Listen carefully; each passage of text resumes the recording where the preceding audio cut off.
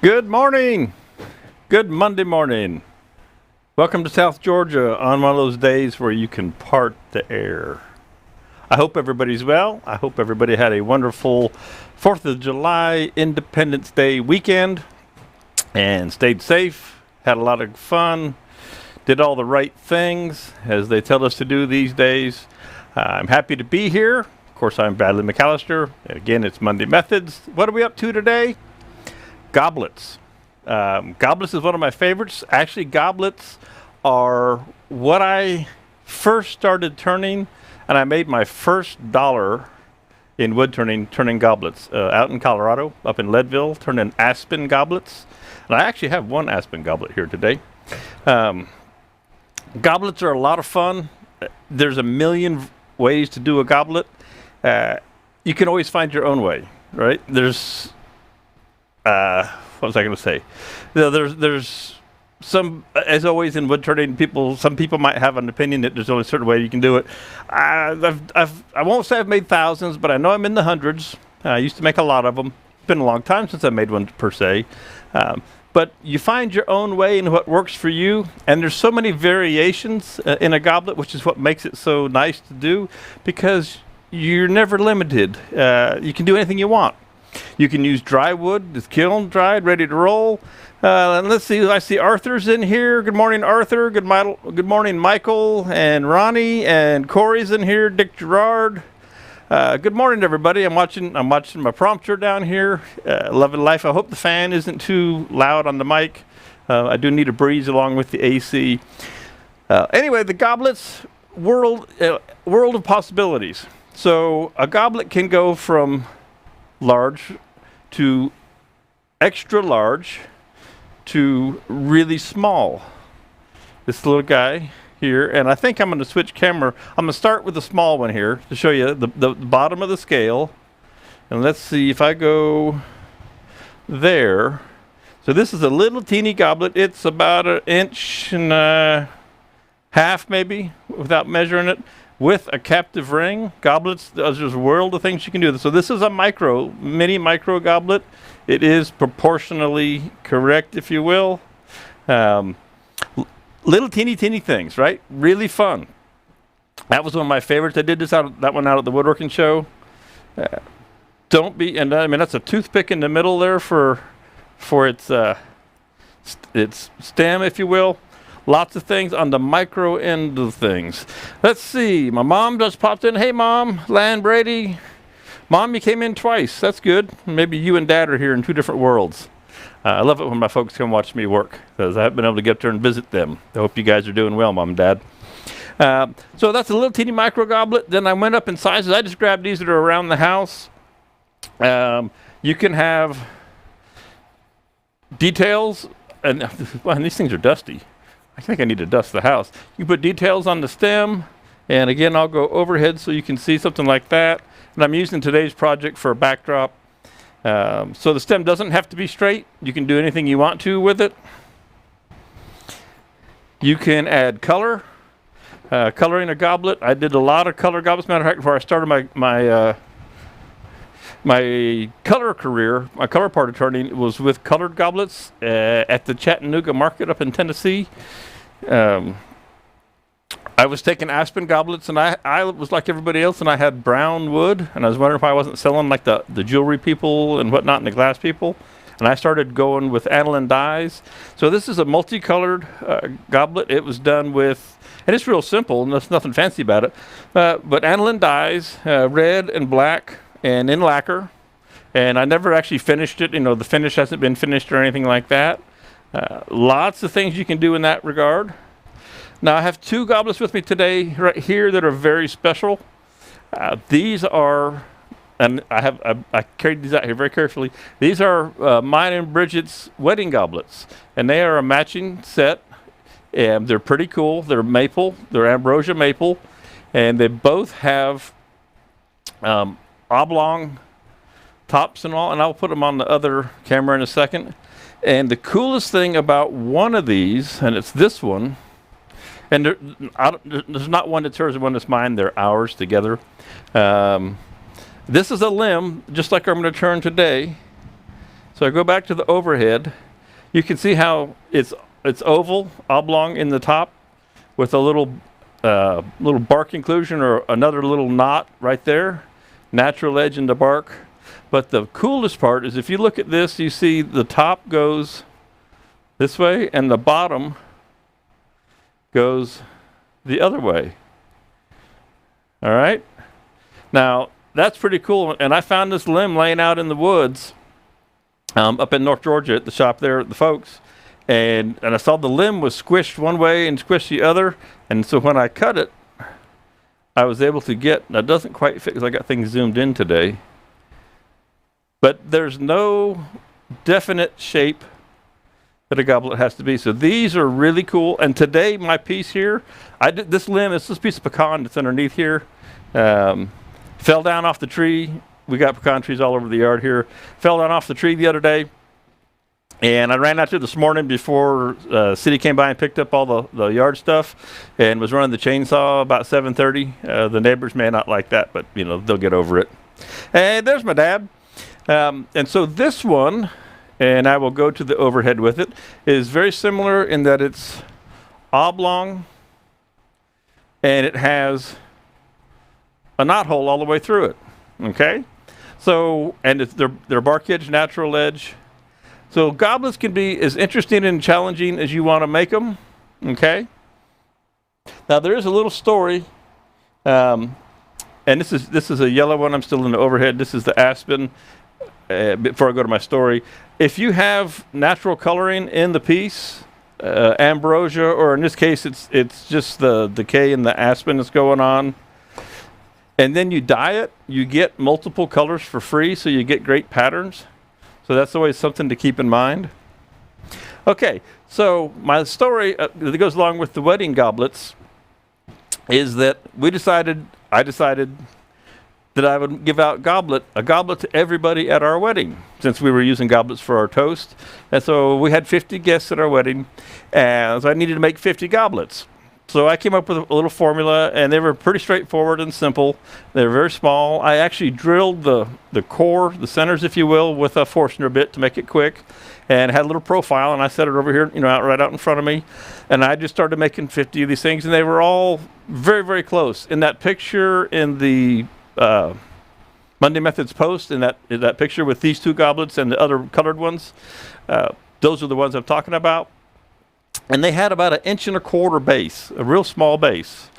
And I decided that was a lot of work, and I didn't really want to sign 50 goblets with my name, with the archival pen, on a little 1.25 inch, 1.5 inch base. I think they're 1.25 inch bases.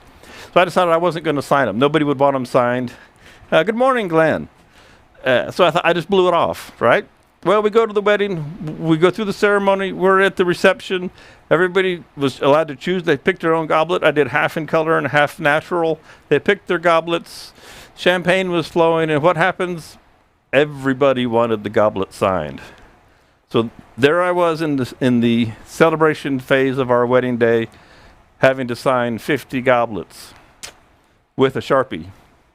So I should have signed them ahead of time. So that's my wedding goblet story. It was fun. I got through it. Everybody was happy. I did get them signed. I don't know if you could read what I wrote or how I signed it, but I always kind of fall back on that and think it's pretty funny. Hey, Rich is here. Good morning, Rich. So what I did today, I was going to do a dry piece. I was going to go run up next door and grab a bunch of dry, or a piece of dry wood and turn it out of that. But then I thought about this limb. So this is green. This is pecan. Now, pecan, once it dries, is really hard. But this is green. I haven't turned anything green in quite a while, so I'm hoping this is going to be pretty cool. So I just cut this, you know, with the chainsaw off the log, and it's probably, well, let's not say probably. Let's measure it and see what it is. At about 3 inches in diameter, give or take. We're on front camera there. So you can see here, let me go overhead. There's what we've got. We've got a little teeny pith, and I don't worry about the little pith in these small pieces in this limb wood. And it's pretty much all the same wood until you get out to the bark. And this has got moss growing on it and all kinds of things. And I cut them real quick, so I didn't necessarily cut the ends perfectly true. And this one we're going to turn is the same way. It doesn't have a perfectly true cut end, but we'll work with that. We'll get around it. So you can make these. You don't need to go out and find a lot of wood or expensive wood. That's the beauty of goblets. It doesn't take a big piece to work with. So, and I know what I better do before I get any further. I better take these important ones and put them over here in a box, and then put the box out of the way.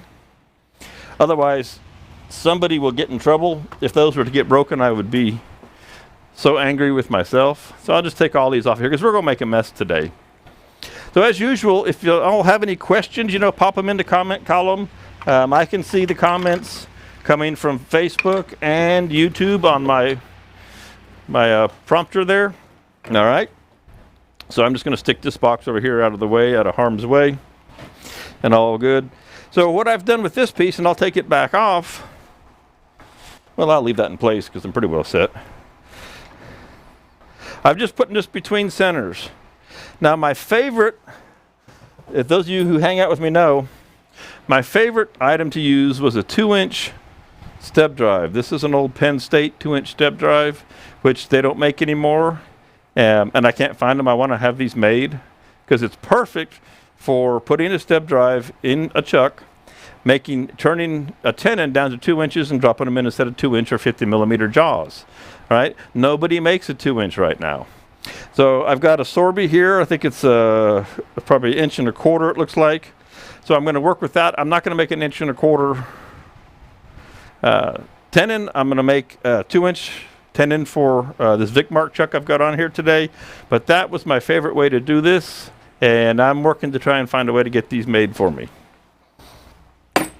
So anyway, it's just going to be between centers. The step drive, the Sorby step drive, it's got a spring-loaded pin on it. Let me go back overhead here. It's got your spring-loaded pin and your teeth.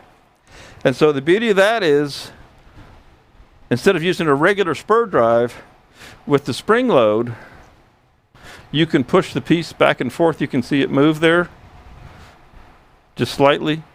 You can also see that I didn't cut it square. So I'm going to have to kind of deal with that. All right. Now let me go out front here, because you can't quite see the whole thing. So I'm just going to run into my tailstock up into the center here, and I've already centered this up. Okay. So I've got it between centers. I've got a pretty good grip down here. Yeah, it's not the best. The first thing I'm going to do here is I'm going to make my tenon. All right. First thing I'm going to do is I'm going to make a tenon. I'm not going to do anything else with this guy, and I'm going to make a tenon on this end and get it into the chuck. Now I'm going to slide. Let me take this back out. It's the easiest way to do it, because it has a really cool feature that I want to show you. And this is going to be, I love organics, as you may know. So from the top, this looks perfectly round, right? And we've got a little nub sticking out here on the side. Well, here's where the fun part comes, and I don't know if you'll be able to see this or not.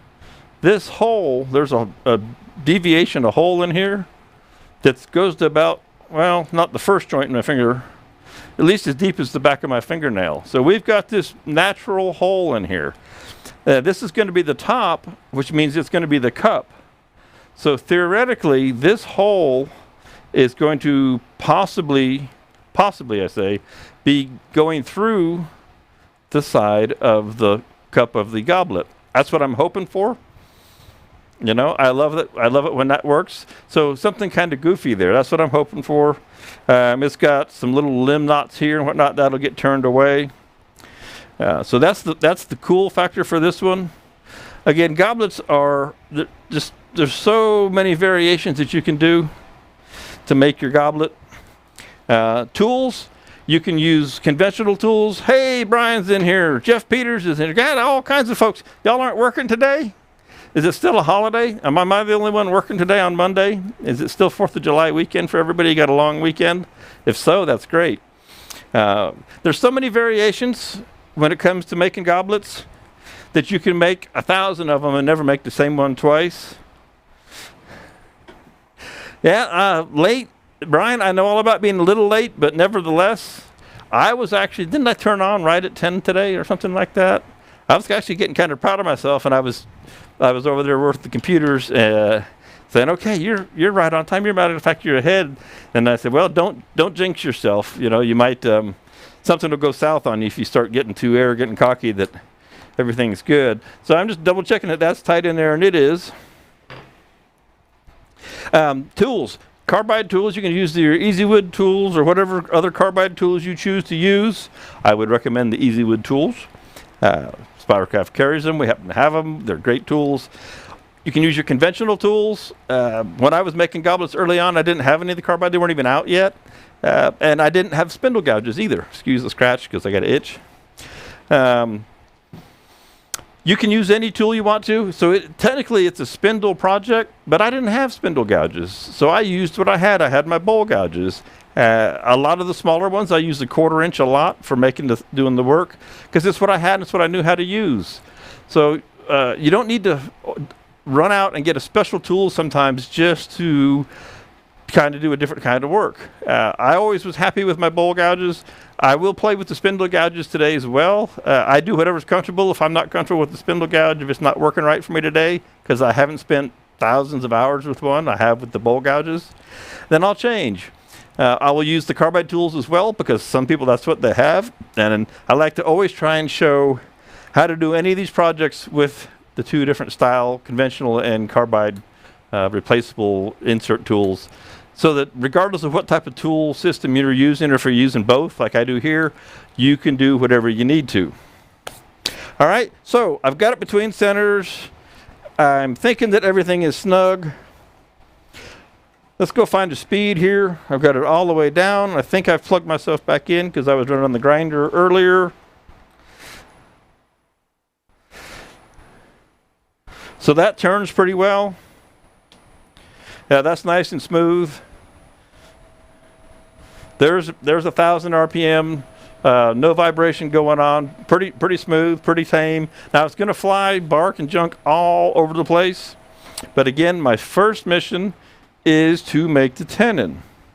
And so down here, you can see, if you see close, look up close now, you'll see how crooked this is. Well, I'm going to go ahead and just start turning the way down here. I want to get the tenon made so I can get this guy into the chuck, okay? 'Cause that's going to give me my best grip. I do not have a fantastic grip at the moment. But I did just take a fantastic cold sip of soda. And now I cough. Okay, so tool of choice could be any of them. I am going to go with the carbide just because it's convenient and it's square. So I'm going to start with the EasyWood tools. Rougher, or as I call them, the square tool, because you use it for everything. This one looks to be in pretty good shape. Let me rotate this cutter one time. I finally, you guys know how I'm always out here, and I can't find my wrench, and I've got 1,000 of them in the office because I send one out with every EasyWood product. So I brought a whole bunch of them out here. And I'm just going to rotate this cutter real quick because I can see that it's only been used on one side. And when I rotate a cutter, I rotate them 180 degrees because typically I've used the sides as well. So at least I want one brand new fresh out front and the lesser used edges. So I give them a rotate. Yes, technically you can turn them, depending on if you're, like say you're a pen turner, you can turn these 4 times and have 4 fresh edges, but because I use them laterally as well, I'll go ahead and rotate them 180 and then I'll replace them or sharpen them up. Always tighten them up with the short end of your wrench. And I'm gonna put this back over here instead of my pocket because I got other things in my pocket. All right, so I need to make sure with these tools that my tool's at the center axis of the lathe. All right, that looks pretty good. I've got my speed set. I got my tool rest height set. Okay. Now, like I say, this is a slightly tenuous grip, but just because, and I didn't feel like going and trying to cutting it square again or squaring it up, so I'm all good with that. So safety goggles go on, safety mask. Make sure I'm up tight here so I don't get too much stuff in me. Again, if you have questions today, pop them in the the comment columns on either place. It's all good. Got my controller right here. Let's go overhead. That looks like a pretty good view. I'll leave that there like that for you. And I'm just going to start easing in on this guy.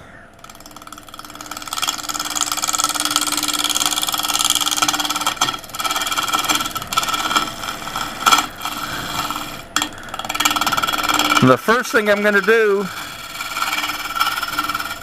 and you can just barely see, let me get my pointer. Where's my good old ice pick? The first thing I did is I cut what is right here, the lowest point where my bad cut on the bottom. So I established where the bottom is actually going to be. So this is the wood that just gets totally cut away. This is my tenon length. My tenon length is determined by the size of the cutter. Cutter's about 3/8 of an inch, so that's the length I need there. Okay? Is that all making sense? So we just clean this up down here, get it out of the way.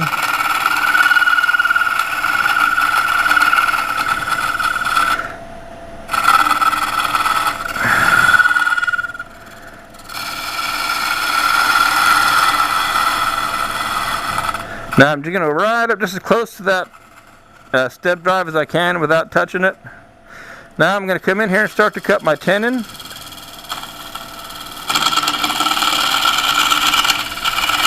Now I got to get my calipers that I've already set for my jaws. This is a set of 2-inch jaws today.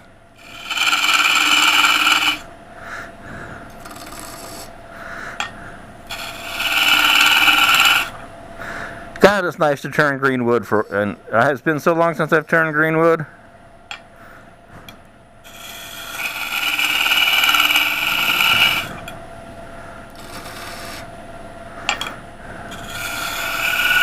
It's been a long time since I made a 2-inch tenon as well. There we go. So my calipers just slide past, so I'm good there now.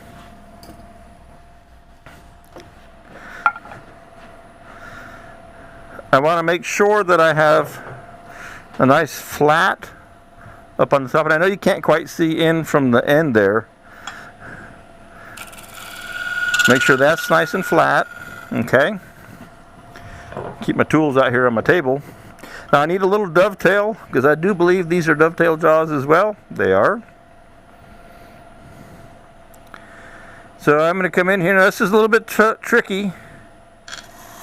So I don't have a whole lot of extra room to work.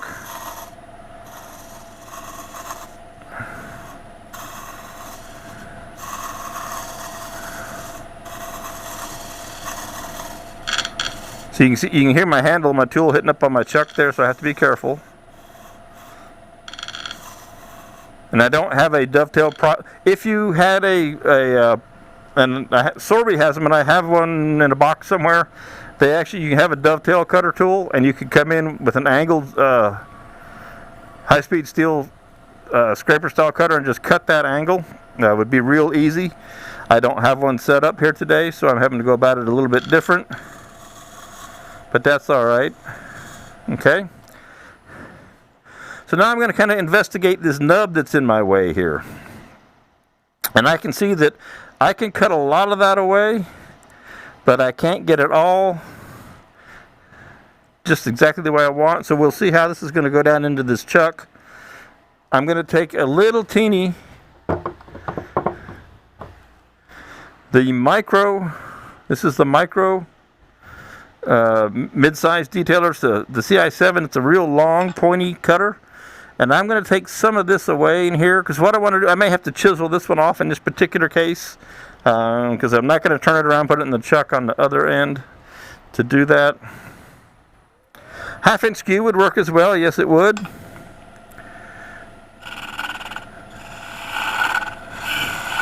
To some of us, a skew is a dirty word.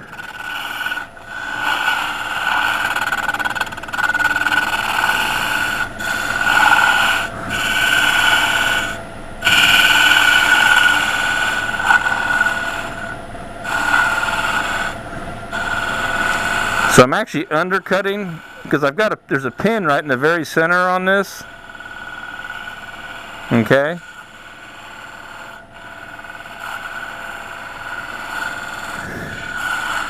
Now if I undercut this, then I know if I take my little chisel and chisel this away when I'm good to go, I'll be fine.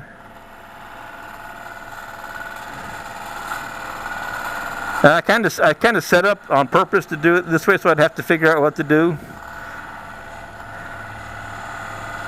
Just because it's always fun to work through a challenge that might be at hand.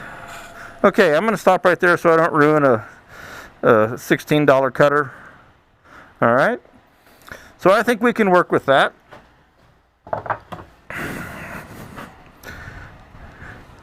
Come out of the mask for a minute here. So now I have to just get this out of here, clean up where my bottom of my tenon is, and we'll get this in the chuck, and then we're really off to work. We'll be good to go. All right.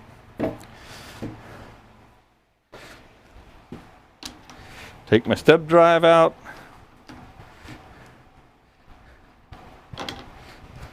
So this week, the studio after today is going to get essentially gutted and some environmental control put in.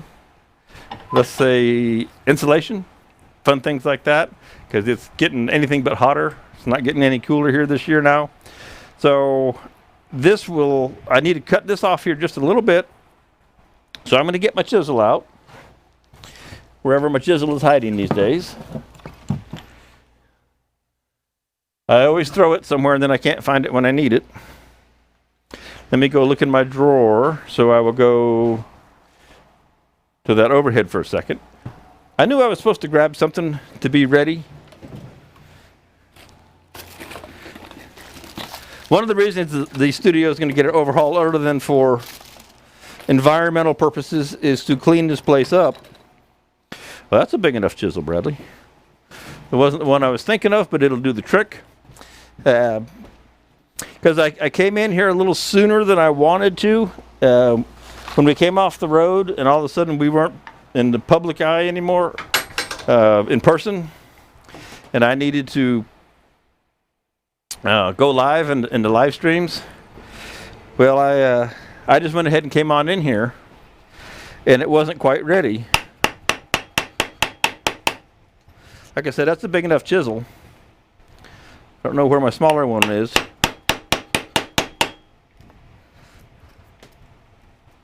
But it will do the trick.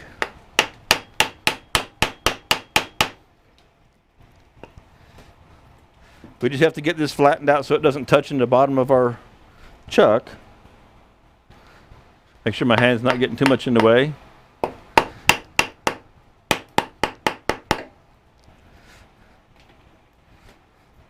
You would think it would be sharp, but then again, maybe not. Of course, this is pecan, which is very hard.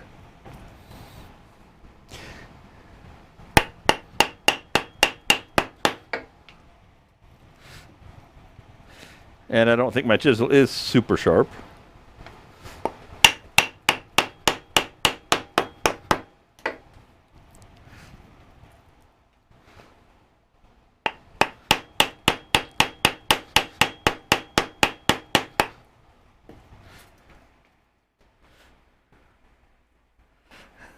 The only use for a skew is flat on the tool rest as a negative rake scraper, Michael.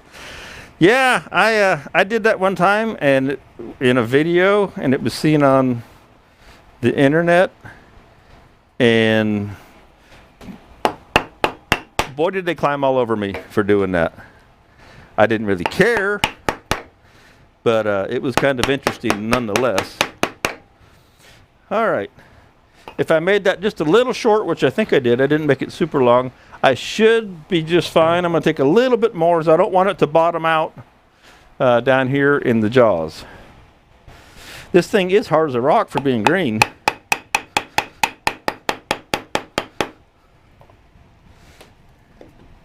Let's see how this fits. Let's give it a test.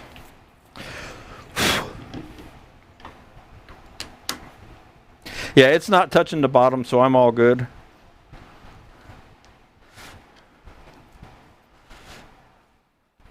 So I have about 1/8 of an inch gap right there. I'm up on the wood, and I can see down in the bottom here that I probably got a strong 1/16. So that little nub where I was chiseling, that's not going to be a problem. So we're going to get this guy snugged up, and then we'll go back to work on it. So the first thing we'll do is we'll clean it up some. Now when I clean it up, I'll clean up the body, but up in here where the top is, where I want the natural edge, and we could leave a natural edge bottom here as well. So maybe we'll do that. We might make a natural edge base because it's got a little bump right there. You know, it's not the right time of year for leaving bark on things. So this may or may not stay on if we try to leave the bark on it, but that's okay. My dad says, great smoker wood. How much you want, Dad? Just go out there to the wood storage at your house. I'm sure there's plenty of pecan I haven't drug out of there yet that you can fire up. And I can save the limbs for you, Dad, so that when you come down, you can pick them up and haul them home. Okay, enough of that noise right there.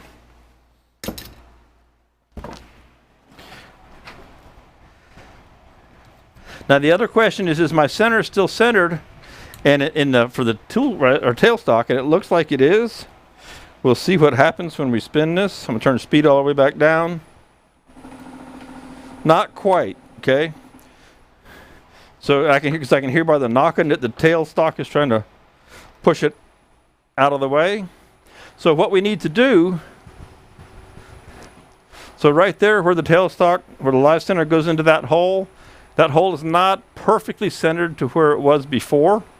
All right, so I need to take that away. I need to carve away that non-centered hole so that when my tailstock grabs, it grabs it correctly. All right. So, because I'm going to play with all my different tools today, let's see. Might want some speed there, though.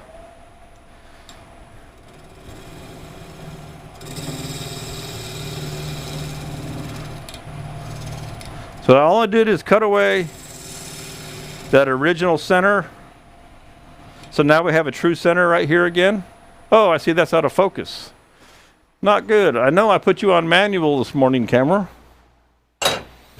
I know I put you on manual. Let me check this camera real quick. I was certain that I put it on manual. It's on auto. We'll fix that.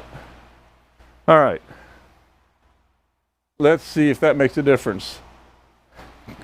And I was doing so good, I was convinced that I had, boy, he still has a hard time. As long as my hand stays in focus, the wood's it can't handle even at 60 frames a second. But the tool was out of focus there. So we should be okay. And I'm going to adjust that camera while you're not looking at it, because it'll make you dizzy. I want you to be able to see just a little bit better. I'm just going to turn this down.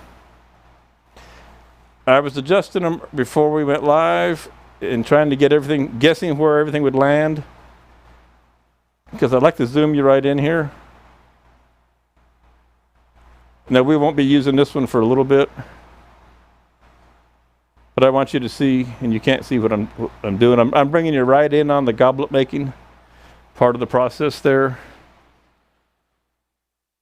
Okay, and let me double check the focus here real quick. Apologize for the extra time here making things look right.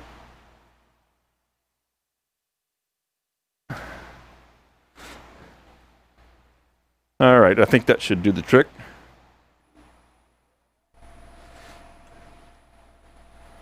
Yeah, the wood will never stay in focus when it's spinning, but if everything else does, we're good. All right, so now you can see that we'll be zoomed right in there, so you can see when we get to that point where we're turning in there. Okay, So we'll bring our tailstock back up in here for security for the moment. As you'll see, now it goes right in there. And when I fire it up, now there's no clunking or knocking or anything like that. All right. And I'm checking my overhead.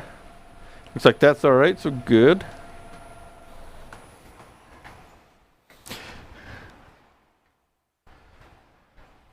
I don't really want to zoom this overhead out. I'm thinking here out loud. Let's see if I can tilt this just a little bit. There we go. That's what I need. That gets the whole piece in. All right, so there in the overhead now, you can see the whole piece when we work on it. All right. So the goal here in this piece today is leave a natural bark base and this natural bark top and make this all be stem area, obviously. So we're just going to go in here and start cleaning this up. It's going to fly all over the place, if you know what I mean. Is there anybody out there who does lots of goblets? Anybody had fun with these before?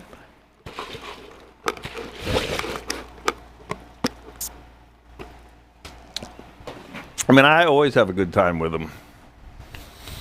All right, well, let's see. Let's make a mess. Face shields on. Safety first. Good to go. I could use a square tool from the Carbide World. I think, where's my number one hollower? I think I'm going to go with a real small round cutter, the Easywood Tools number one hollower, just because I know stuff's going to fly all over, and I've got this couple of knots right here. There's a knot right here, and a little limb knot right there. So I want a real light, delicate touch, at least initially, just to kind of to move through the piece. Granted, you could do it with any tool you wanted to, bowl gouge, spindle gouge, roughing gouge. You know, if you wanted to, go get the roughing gouge and bust this out. But I'm going to just use this today because it's in my hand. All right, so let me go overhead for you.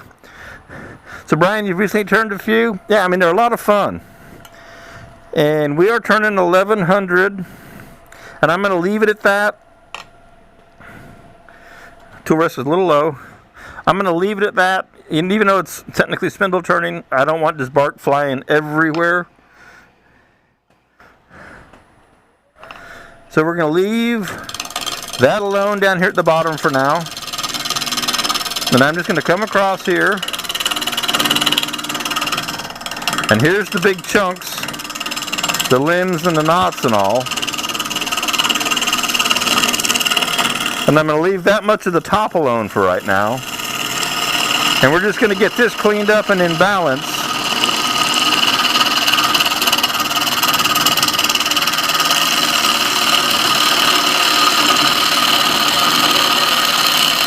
So let's take a look at what two little passes across there did. So you can see we're cutting through the different layers. We got the bark, we got the cambium, we're down to the wood there. All right. There's the hole starting to show up a little bit better for you. So now that I've got that done, I will switch over to, where's this hanging out? Let's switch over to the square roughing tool. I'm going to use them all. I'm going to use all kinds of different things today. So we'll peel this back. You can notice how I'm using the side of the cutter. The front edge of the cutter is just a guide. I'm actually just cutting with the sides. So remember when I said I turned the tools because I use the sides of the cutters? That's what I'm doing here is I'm just letting the tool ride against the wood here and just cutting laterally, just peeling this clean.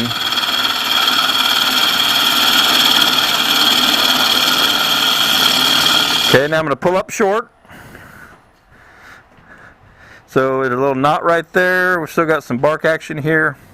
Now, what I want to do is leave a lot of this material in place. I want this strength as we build the cup. All right, so I build the cup first and I work my way back. After that, I don't take wood away until I need to. All right, that's really important. So the first thing I do is I will shape the outer edge of the cup, and let me see if I can turn this, and I might go to the end camera for you. I kind of need to use both. I'm just going to rotate this one a little bit, and if I zoom it in, hopefully it doesn't lose its focus action and stays in focus with the manual setup. Okay, now let's kind of clean this mess off here a little bit so you can see a little bit better what's going on. All right. Another thing, it might help. Let me try this for you, because I'm always after I'm kind of obsessed with trying to get the best views of everything in the best ways. So if I can make this little piece of paper towel hang there, let's see. I got a plan here. I just want you to get contrast, the best contrast you can. All right. So now that you can see the profile of that's going on, because the wood is kind of dark, so we'll put that light color there. Anthony, did you get your email that you won I think you got the Chromacraft kit? I'm happy for you there, buddy. Thanks for joining us in this morning where we are making goblets. All right, so I want to make this cup. I start with the outside profile, and I don't turn it all the way down in. I just get the profile started. Now this one is unique because it has the hole in it. And we're going to leave this little nub out here, which, let me go here. So here's this extra little limb knot that I want to leave. I'm going to do everything I can to leave that right there. All right. I want that thing sticking out the side of the piece. I just love to do that. Some of this I know is going to break off, and that's just the way it is. So what I'm going to do is I'm going to start to shape my goblet cup down through here, and we'll see what happens with the hole. Tool that I'm going to use, I'm going to grab a little bowl gouge. I think I'll get, now I'm going to use Carter & Son. And you know what else I'm going to do? I'll stay where I'm at.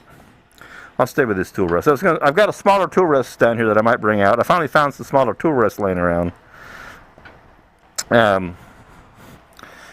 It's a 1/2-inch Carter & Son bowl gouge. I've got it ground. This is one of my grinds that I like. It's a little bit different than a lot of people do. So fairly short bevel, fairly short rake up on the top. Sometimes I find it fits pretty well for what I want to do.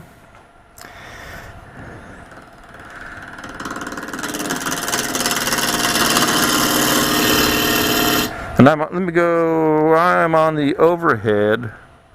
Yeah, that's good. I'm on the overhead. That's good.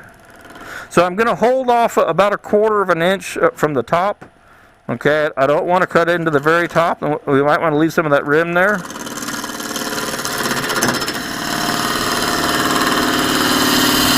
And this is just to develop as you go, since we've got that natural hole in there.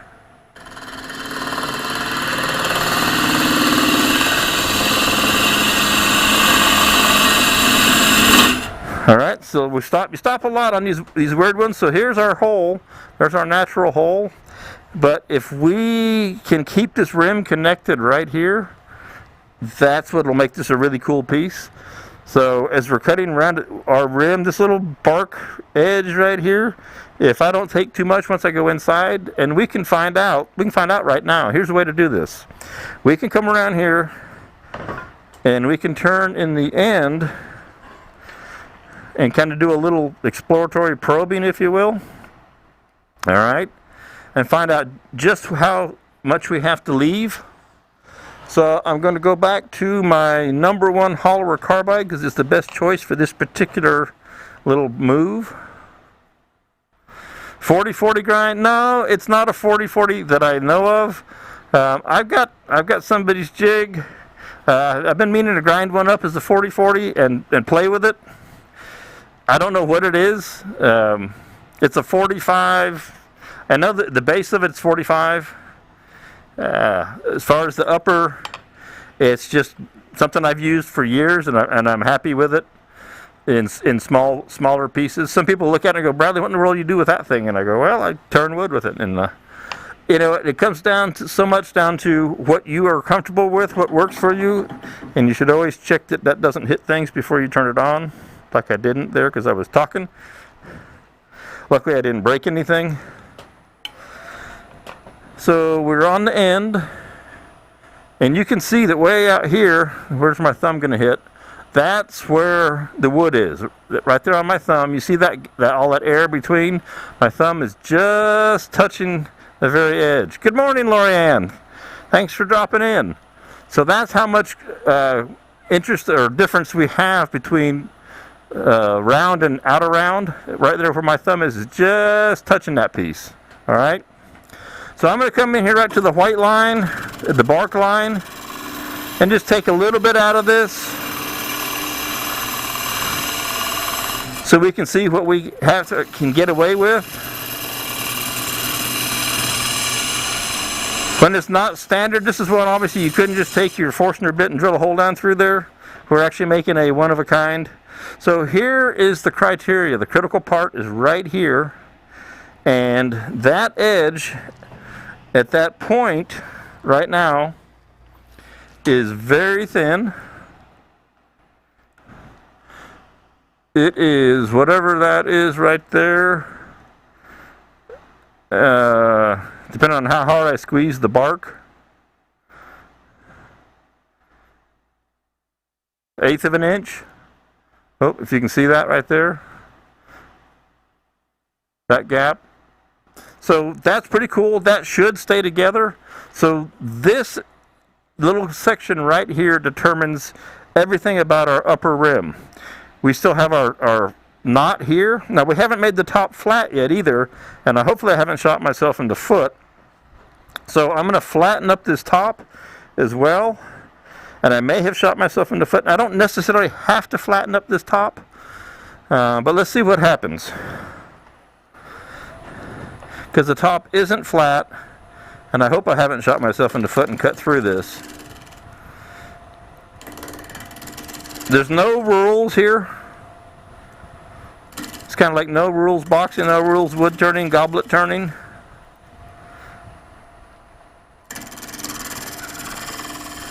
This is so good, these kind of projects for your skill set. So we got natural wood right there. I wanted that to happen. So I've got natural wood showing all the way around to a little bit of bark right there. I haven't cut through. This is going to be even thinner, but we're still okay. For your tool control and your skill set of finesse and dialing things in very gently. And I'm going to take just one more little light pass across here. Okay. Drop on in there. So what we're really doing is just establishing the parameters of the top of our piece. Okay. So there we have our nub that sticks out. And then it goes in right here. I love organics. Alright. We have our top. So I can probably come around here and take some more out of this. So let's do that. Let's see where we're at, because this is kind of clunky in here. The stem down in here, relative to this, is academic. That's turning down to a thin stem. Put some CA on it, Jim. No way. It's green. I'm not a CA fan, Jim. It does work. But thank you for dropping in. You're not late. You just got here. You're all good. All right. So let's clean this up a little bit more. Okay. Because I'm experimenting, I'm actually changing gouges again, and I'm going to a little 1/4 inch. I'm trying to keep it sharp for the inside, but I got another sharp one too, a small one. This is a little teeny. What am I on here? I'm on overhead. This is another little teeny. This is a 1/4 inch or 3/8, depending on your world. 3/8 Carter and Son, 1/4 inch Sorby style. One of my favorite sizes of tools to work with for these small projects. And I'm just going to come in here very lightly and take some more of this away. Now the profile I'm watching over here, if you can see my finger at all, I don't know if you can see the black back down in here. Let me see where my hand is. I got to get my hand. I want to show you where I'm looking. See if it shows up. Where's the paper towel? Okay, so I'm looking. You can't see it. I'm looking at a black cabinet back behind it for my contour.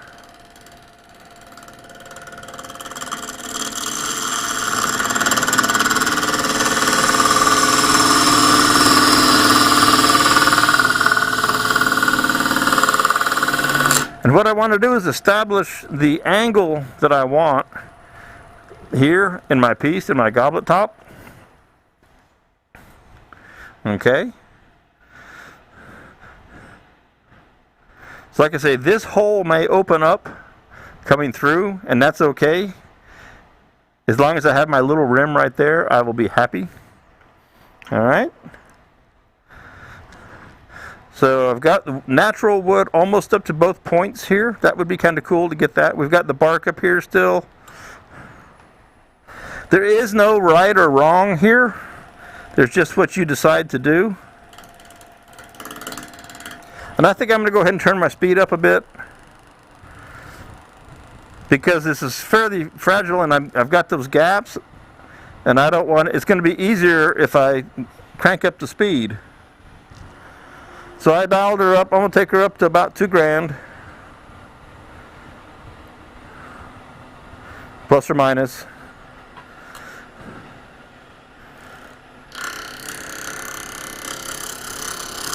And these are very light cuts I'm taking up here on the top, because I can't put it back on. Okay, I can take it away, but I can't put it back. Keep this to where you can see contour. Let's see what that looks like. And I don't mind stopping a lot. These are, if you, like I say, if you mess up, you're done.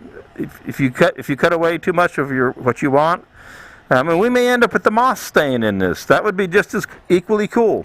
Okay, that little bark nub right there, maybe that's going to be part of it. I like how I have the natural wood coming up to here. I would like to get this, let's think of these as 2 horns right now. I'd like to get this horn to come up there as well. I think that would make for a nice look and nice effect. So I'm going to take a little bit more. Again, very lightly, because it doesn't take much.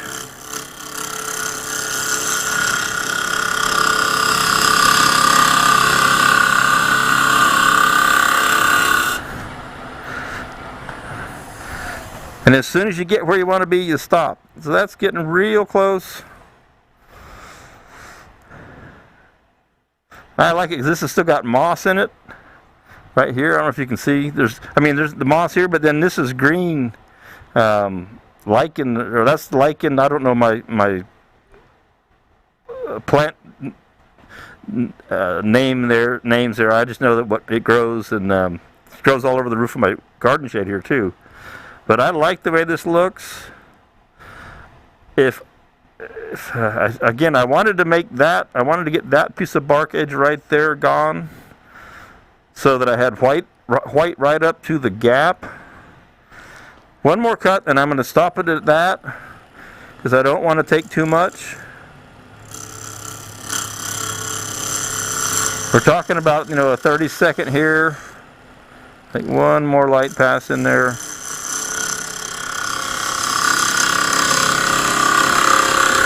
This is the beauty of wood turning. You're out there in your shop by yourself or whatever, and you're just developing a piece, and you work through the process to make it as interesting as you can find to do. Okay, I'm going to stop right there. I'm not going to quite get that bark to go away. It's just too much to cut. So I'm going to stop with it right there. I'll cut a little bit more of the backwood out, but then I'm going to leave it just a little bit more. I want to make sure, I want to decide on this cup shape now. I can leave it straight up and down. I can make it curve in with a curve. Any profile, it's up to you, whatever profile you feel like doing. The more I cut away, the more I affect back to the overhead for you, the more I affect this feature. And I think of this as a feature. So if I put a big curve in this, I take more of that feature away. So I'm kind of in the mood to leave that feature there, if you will. Okay. So I'm going to come back in here with my 1/2 inch, 3/8.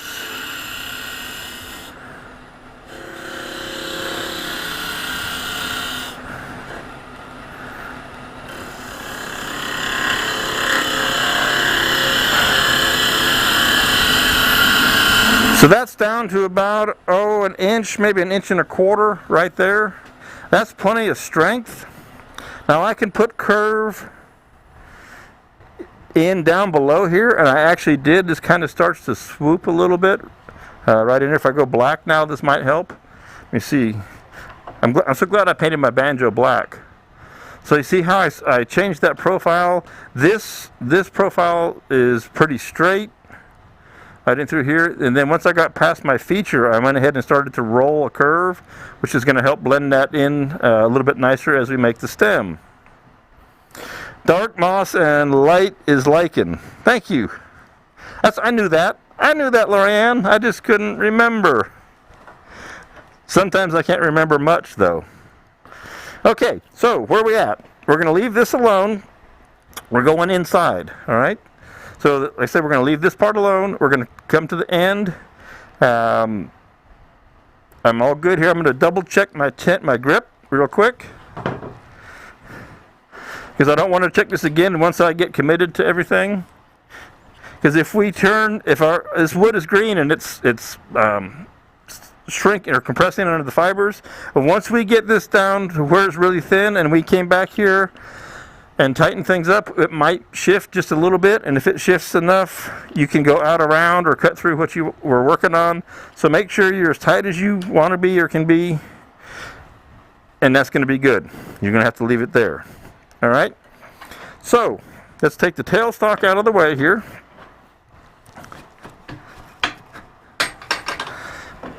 And we'll get dialed in with the end camera, and it looks like it's pretty well set for you. And I can see the other things on the monitor here. So let's try. I found this morning. I found this little 4-inch. It's never been used, as a matter of fact. Or 6-inch, whatever it is. If I can get this to work with my handle. That's all the more tool rest we need. Okay. Into the end shot for you. That looks pretty good. Let me change that camera just a little bit. I'll go back to the overhead for you while I change this camera. Get you a little bit better view in there.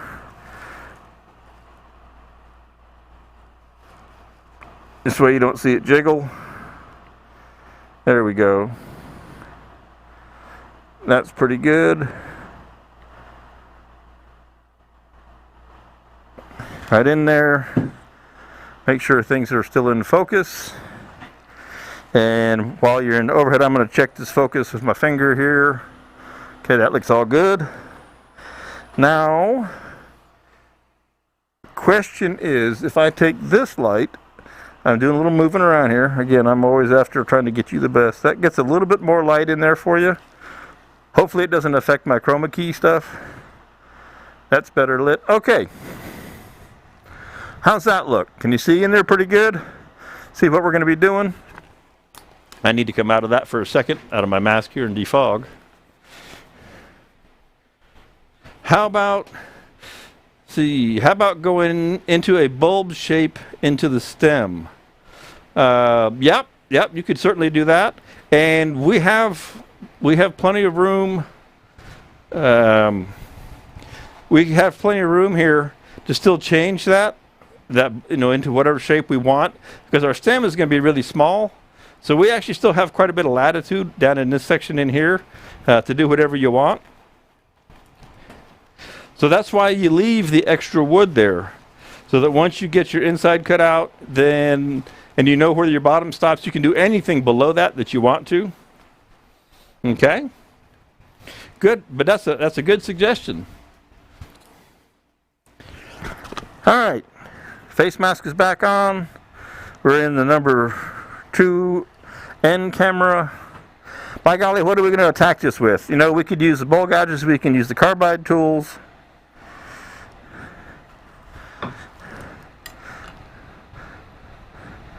Let's go have a little fun here. I'm actually going to use my bigger bowl gouge right here at first, just to get some of this big material out of the way. I'm trying to save that smaller one because I want to make my finish cuts with it. Now you can hear a little bit of vibration already just because of the length of the piece.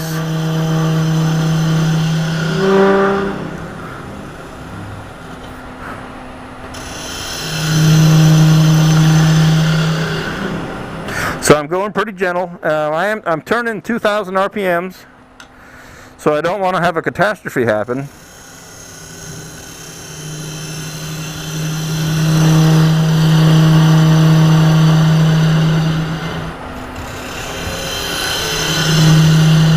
Now I'm going to work my way down in here about an inch.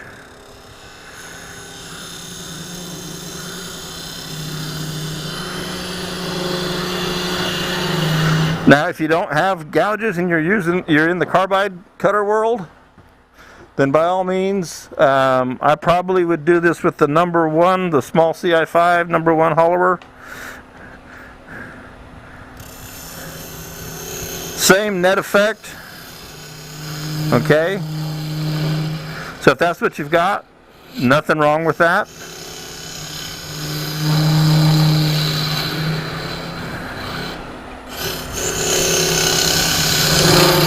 Now, if you could go much faster. I mean, I'm going nice and slow, so you can watch the development.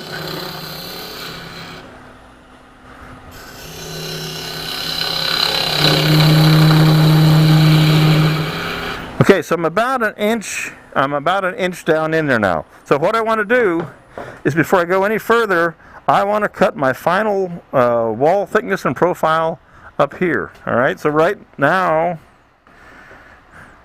we are, see, can you see that? Looks like about plus or minus 3/8 somewhere in there, okay? So we'll take that down, and I'm going to come back with my bowl gouge now, and I have to be careful a little bit because this bark edge here gives me a false sense of thickness, because that's my actual very outer top edge because of that. I have a little bit of room there, but I don't want to take much. All right. So I'm going to actually drop this down just a tick.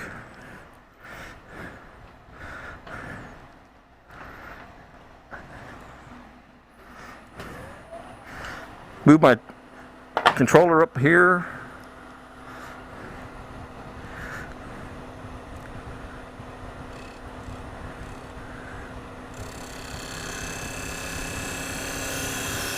And I'm watching the cut on the opposite side.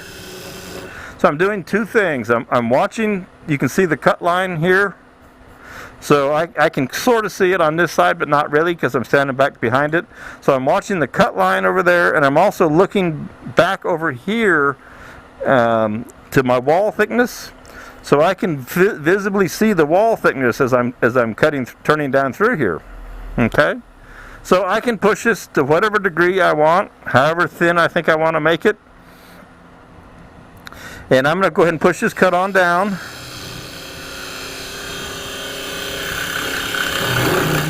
You know, how thin you make it is up to you.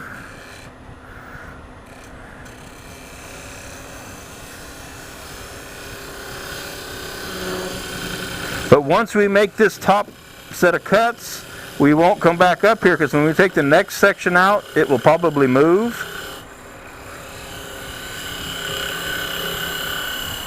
Okay? And I just use my fingers as a gauge. I'll stick them up in here all the time, because they don't lie. It's amazing what you can feel with your fingers. So I'm pretty close. I don't want to make this super thin. And also, you notice the start here, I'm very delicate because if I catch too much tip, then I break the whole top. As this kind of starts out unsupported.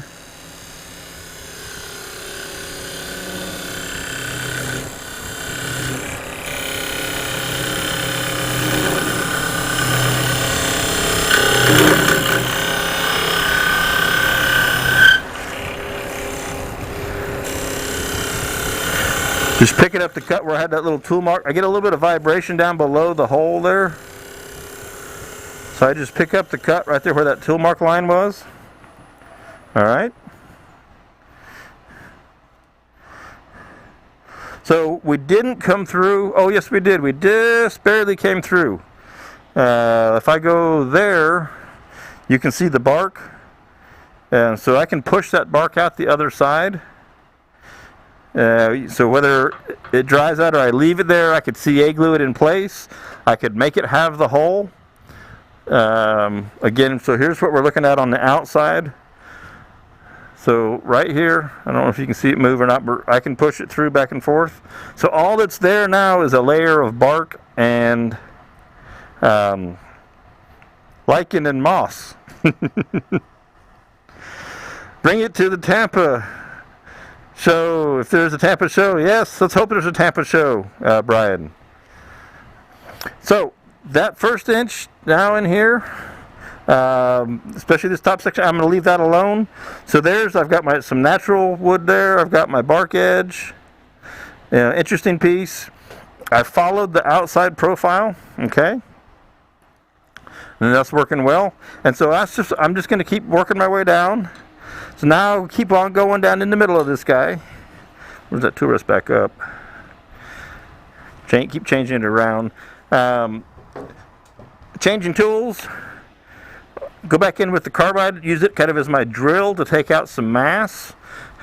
Because the carbide, if you've got both, use them to your advantage. The carbide stays sharp for a long time. I want to make a super fine cut. I'm going to keep this 1/4 inch 3/8 bowl gouge for my final cuts as much as I can. So I'm going to come in here and just hog out some wood.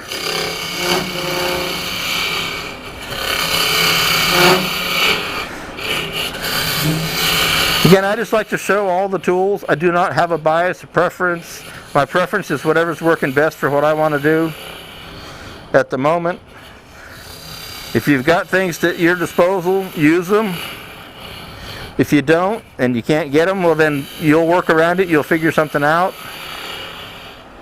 I mean, I made a living without a spindle gouge or a carbide tool for years, doing the art shows and the galleries and all that. All I had was my bowl gouges. I had a skew. I seldom used it. Didn't have a bowl scraper.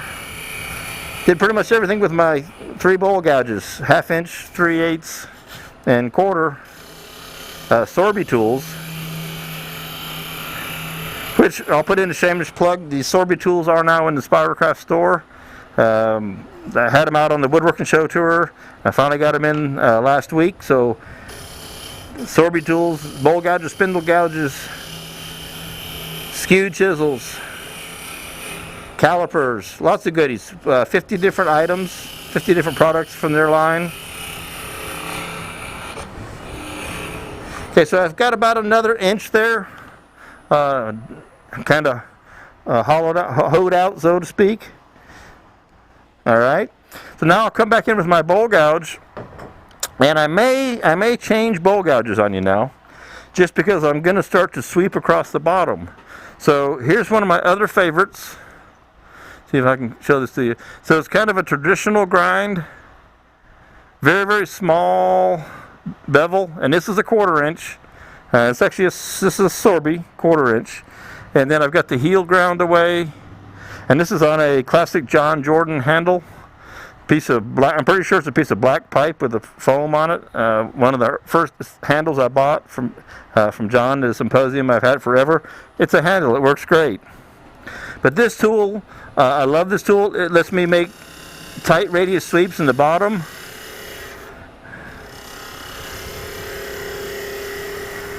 It's all I use it for generally, or some other little weird spot that I got to get to. So I really like this setup with this tool. Let me get that cleaned out. I got chips in there. It gives me a really nice cut, really nice and clean. So I'm going to come back up to where I stopped before, pick up the cut. Hopefully I didn't stick my head in the way.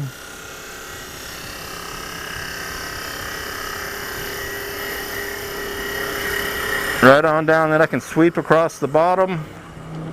Okay, and see how that's doing in there. So my bark hole is starting to open up just from centrifugal force. It's throwing the bark out of the hole. So I'm checking my wall thickness here, and if I go to the overhead for you, right about where my thumb is, right in here, I feel it's still a little thick. It gets thicker right in there, and I can show you on the caliper, but right in here, it's still a little bit thick.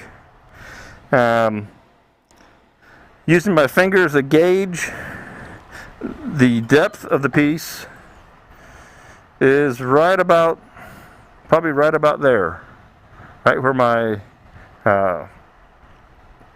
ice pick is, which is my indispensable wood turning tool. Got to have an ice pick, okay? And why is that important? Well, when we finish here and we establish where this point is, we can do anything we want to after that, but we have to be careful up to that point. And so when we finish clean up this outside, we'll establish where that is on the outside once we get all done on the inside, and then we won't mess with this top anymore. And this section is pretty much done. But back to the inside, do I want to do any more in here? Well, you know, I'm pretty doggone happy with that. I'm going to thin out this bottom section just a little bit. Not that it's going anywhere that anybody's going to judge it, but it's just always nice to know that you did the best work you can. So I'm going to take a little bit more out of right in through there, a little bit heavier cut.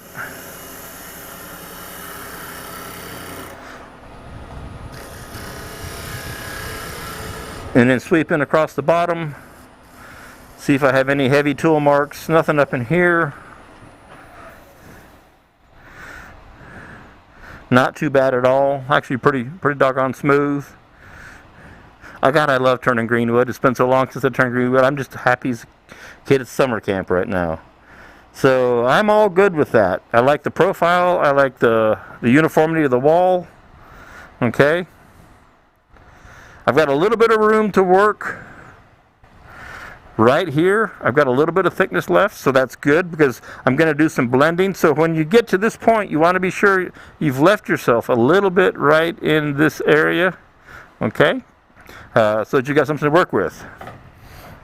Because the last thing you want to do, I'm going to take this mask off and get a little fresh air. The last thing you want to do is get to this point. You've got this is 90% of the value of the piece. You've got to this point and you've done all this and it's really cool, and then you don't leave yourself enough extra material right here to make the transition, the blend, if you will, down into the stem. And you cut through it or whatever. It makes you really mad. I've been there. I've done it too many times. If you do this, if you make these, you will do it. It's part of the game. And that teaches you, leave yourself a little extra margin out here. And I'm not a big margin guy. A lot of people who know me well will tell you I run pretty close to the edge on things. But leave yourself a little bit to work with right in that area. Okay? So now we're going to come out here and we're going to take away some more of this section. So let me change. Let me go here. So let me go there for a moment. I'm going to change the overhead camera back. Uh-oh. Oh, it'll come back. That wire does goofy things, but you're not seeing it, so that's all good. Okay. So we're going to come in here now and start to take some of this wood away. This is pretty much done. Now, question is, do you support this end? Do you bring your tailstock back up and support it? It helps. It helps dramatically with the vibration, and I will do it. Can you do it without? Absolutely. It makes it a little more difficult. It's fun to show off doing them unsupported if you want to do that. If you were going to make a really thin stem, Stuart Batty is known for making goblets that are 3 feet long, with a spaghetti thick stem. And the way he does it, I've watched him do it, saw him demonstrate it in Colorado. It's very cool. He doesn't bring a tailstock up and push. He brings in a cone, which I don't think I have an aluminum cone. But let's say this rubber chucky was aluminum. He would put this rubber chucky in here, or aluminum cone. I'll go overhead for you. And then he would tape it to the cone of the goblet. He'd tape this all together really well. And then he would push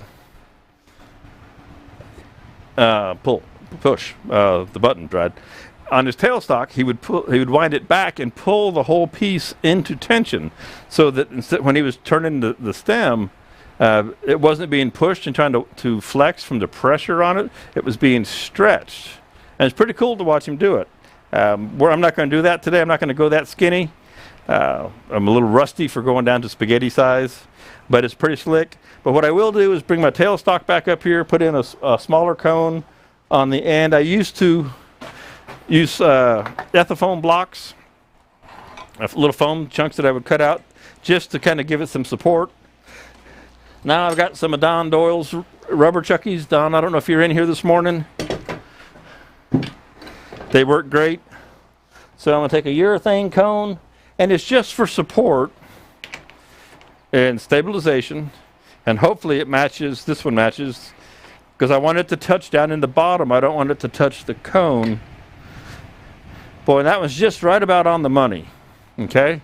So when that went in, it's just not quite touching the bell, so it won't push out on the actual bell itself, but it will push in, it'll push down here at the very bottom of it, okay?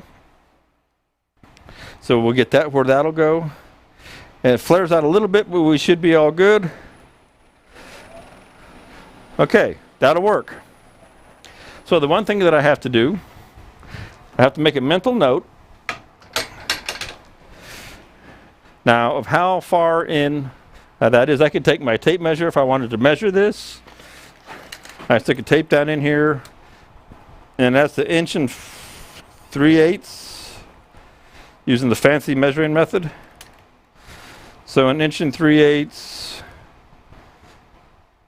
is right there. And so if I go to the overhead for you, so just below my feature, although it's actually a lot below the feature, this won't go all the way down in there. That's what the deal is. So instead of using a tape measure, because that doesn't always do the job, we'll use something else. Of course, I had to put this up here, and now it's in the way. Give me something else shorter.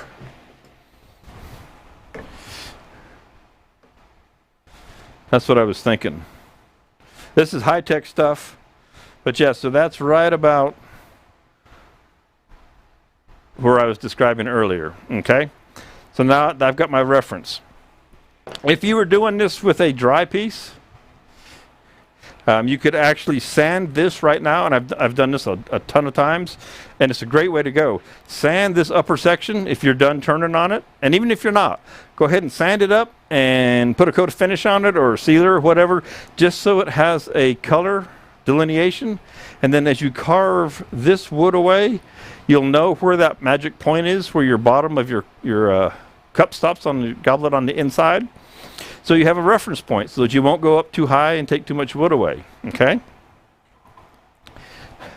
So let's see. I don't feel like moving back and forth, so I'm going to go back to a bigger tool rest.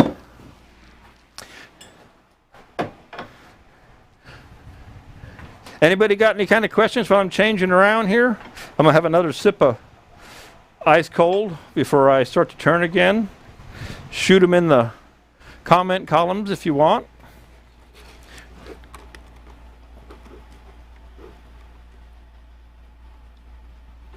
All right. I was actually double checking it on Facebook and YouTube. I'm so glad that, don't curse myself, but that the platforms are starting to work, and everything goes out now to three different pages, goes to 2 Facebook pages and the YouTube channel all at once, just from Magic Electronics over there. That's a cool thing. It's working better and better. All right, so let's go ahead and take this away. I don't have a real plan. We'll just make a stem, and then we'll deal with the base idea. We'll see how this comes together here. Okay, so overhead for you. And just tweak that just a little teeny bit. There we go. Again, any tool here, we're just going to move some mass of wood away.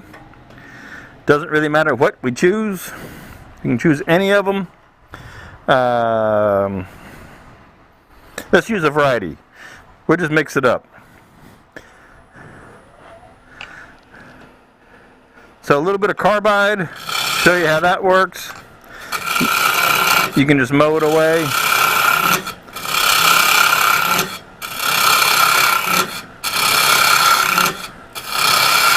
Again, if you want to keep your spindle gouges and your bowl gouges sharp, use these as your roughing tools, your workhorses. And no need to waste a good edge that you have to go over and resharpen. And I'm just going to take about that much away, okay? I want to leave as much material in here still. I want as much support as I can, because this is fairly tall. It's probably, proportionally, it's a little too tall for what it is. But that's what I got. That's what I'm doing today, so I'm staying with it. Okay?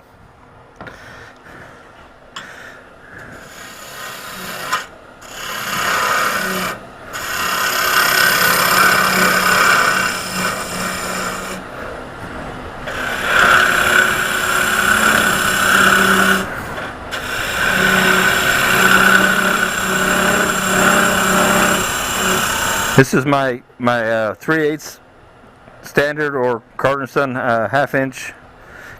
I just call it goofy grind. The bevel is 45 degrees. Okay.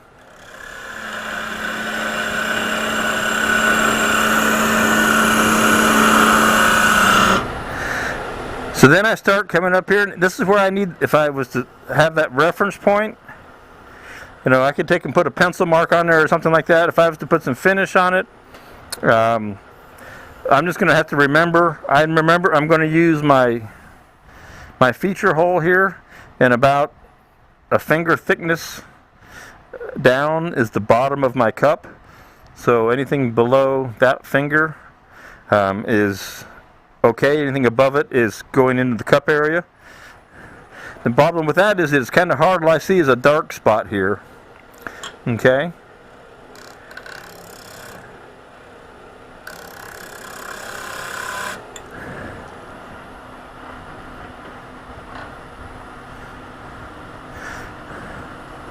So this is already starting to move out of shape up in here.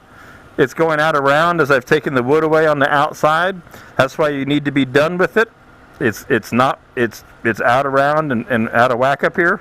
And you can hear in the tool, hear the bounce.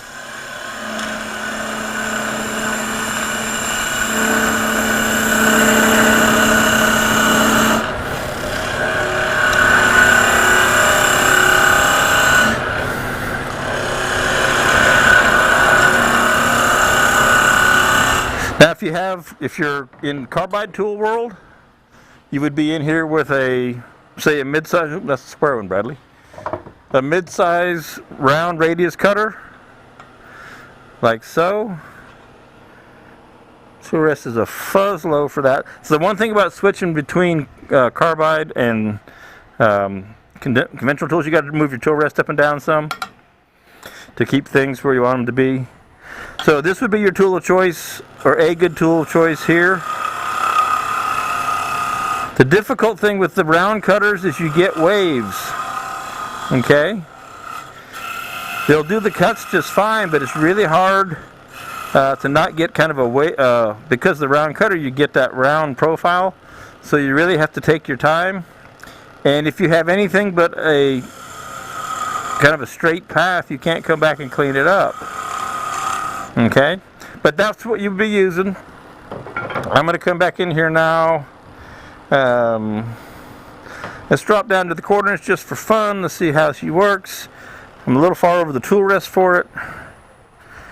Maybe time I could go to I'm switching back now to my small tool rest. so we can get in here a little bit closer. Get up in here on this thing. And you never know what you're going to find down inside here. Right? Interesting, some little coloration down in there. Where are you going to put the bulb? I think I went right past the bulb.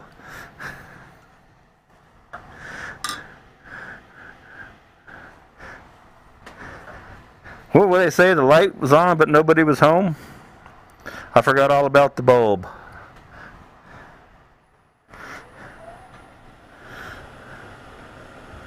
So now with my black banjo right here, I can kind of use that as my contrast, because my piece is white and I need to see right in here. You can see that it's still needs to be trued up.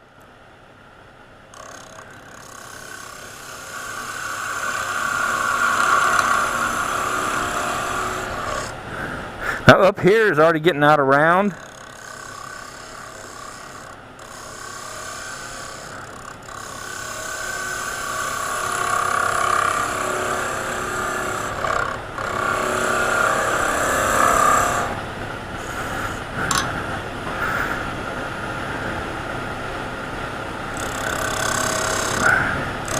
Let me know if my head gets in the way.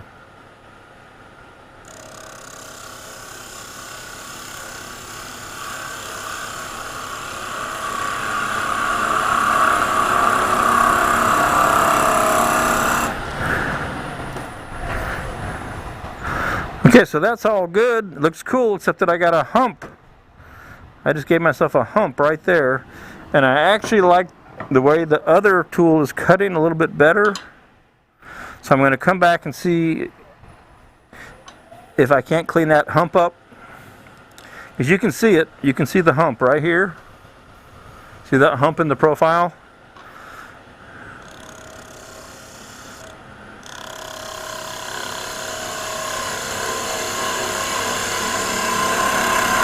Now, granted, if you can't get it tooled out, you can sand it out. Okay. Or we could call it a bulb.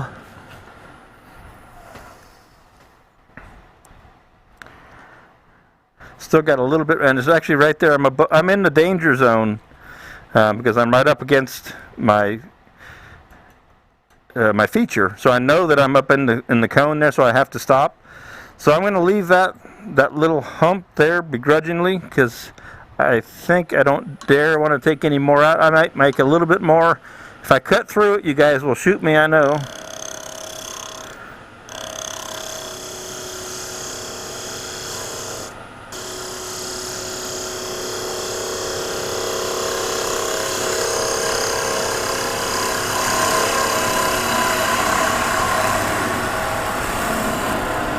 And another tool that would be really good here is my really small one, because I could make this turn right here without dragging the heel. So I can make a nice transition right there. Alright. Okay, so we're getting down to a reasonable size stem here. Let's move on down here. So we got a knot right here. So let's go back to our carbide. How are we doing on time? 11:32. We're all good. Let's take away this knot here. Again, use the tools you have to their best use, best advantage.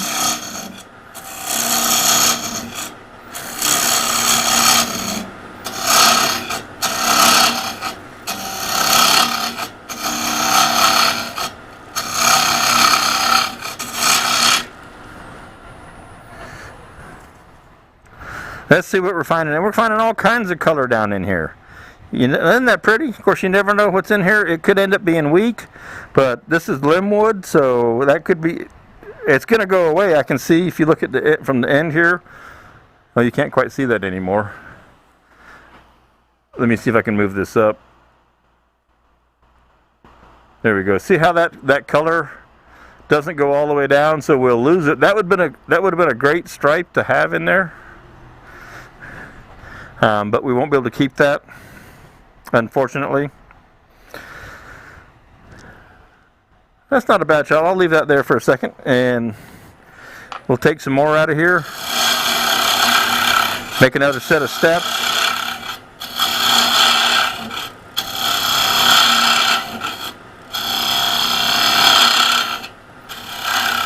You can also go laterally if you want with that. A lot of different ways to get where you're going. Okay? All right.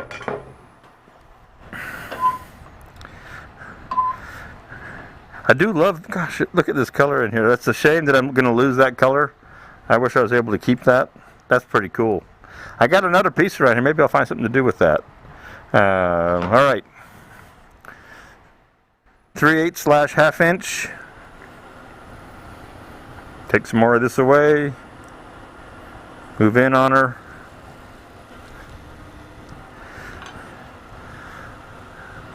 Get these chips out of here where I can keep you seeing. Keep a nice clean scene.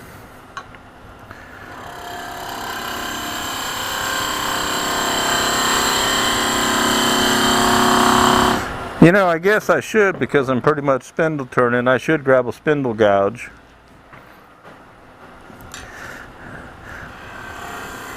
Lest you guys get after me.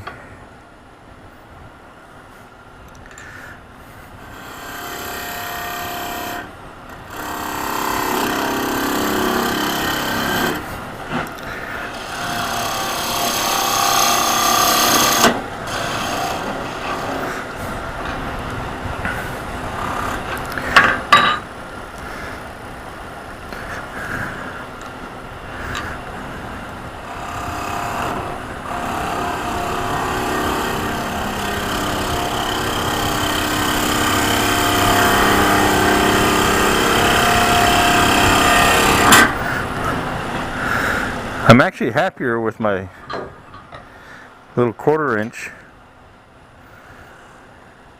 Let's clean this up right here. So it's just, you know, it's what you're comfortable with. Okay. And we got a lot of wood to get out of right there, so I'm going to come back. I know I keep changing tools a lot, but that's all right. I'm just getting rid of junk wood.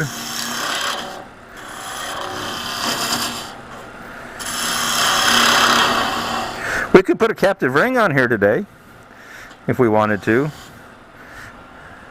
We could do that if we were in the mood.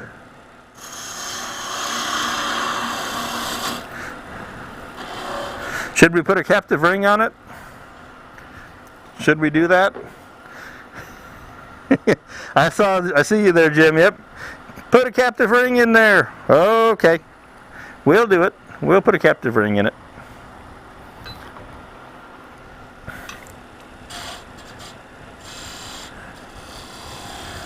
You guys talked me into it.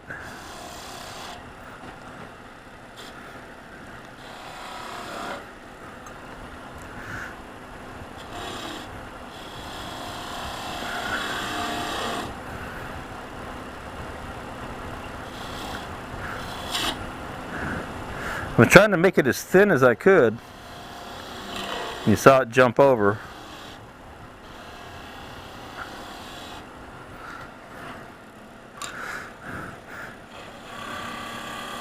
I love change up on the fly, you know. Keeps it interesting, keeps it exciting.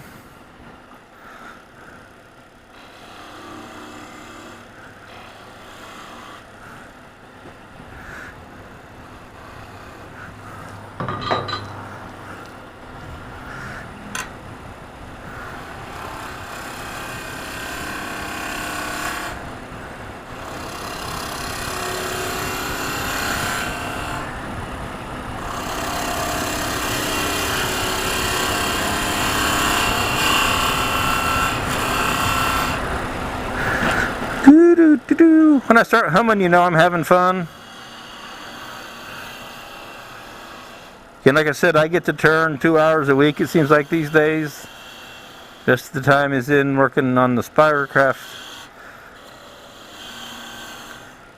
entity in the store and all that.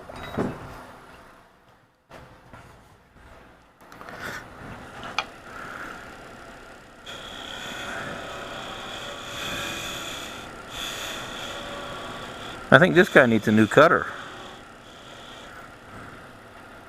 I may have done something to that and abused it.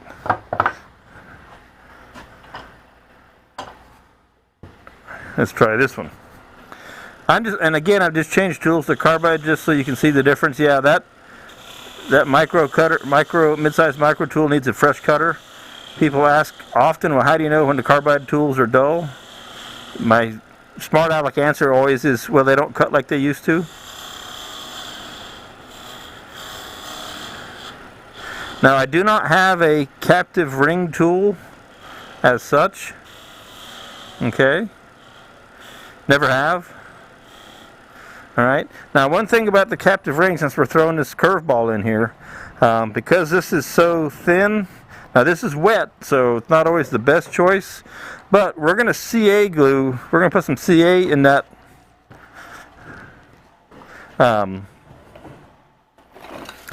ring to help give it some strength.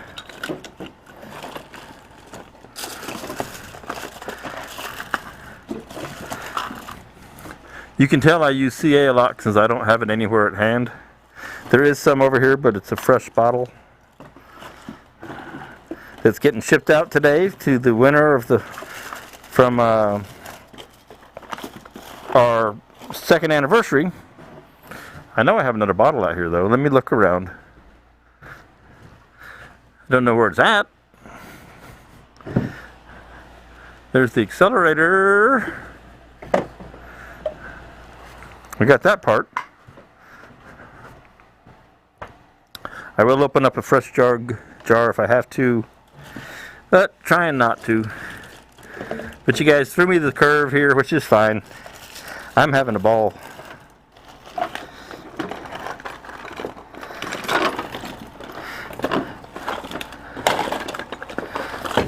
Somebody's going to clean out this drawer this week. I can tell you that.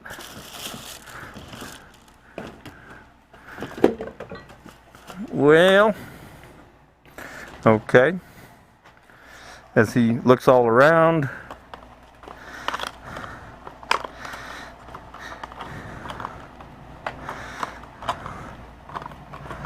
Get a fresh bottle of CA. At least we know it's fresh.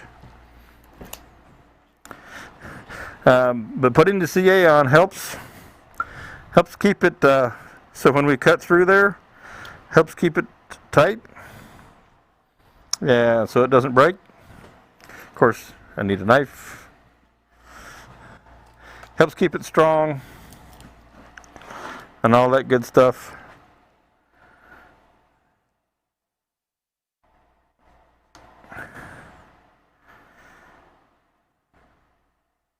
It's thin, that should do the trick. Hope everybody's enjoying today. I'm having fun. So we're just going to soak this.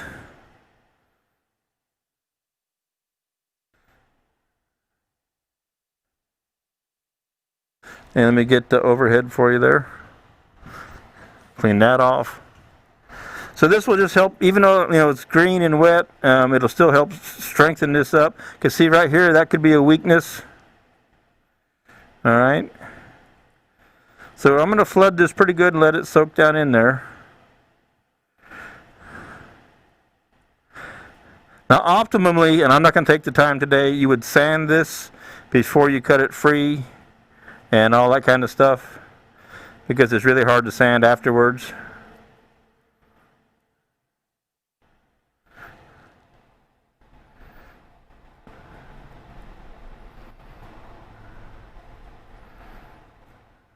All right, that should do the trick. I guess I have another bottle of CA glue out here now for me to easily lose, as I always do.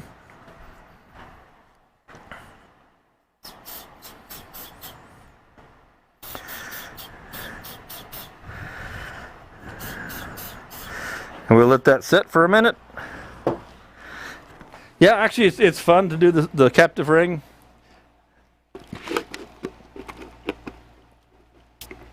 I think my favorite one is the one I put back in the box, that little teeny one, wherever I put them, while that's drying. This little teeny guy right here. That was a fun one.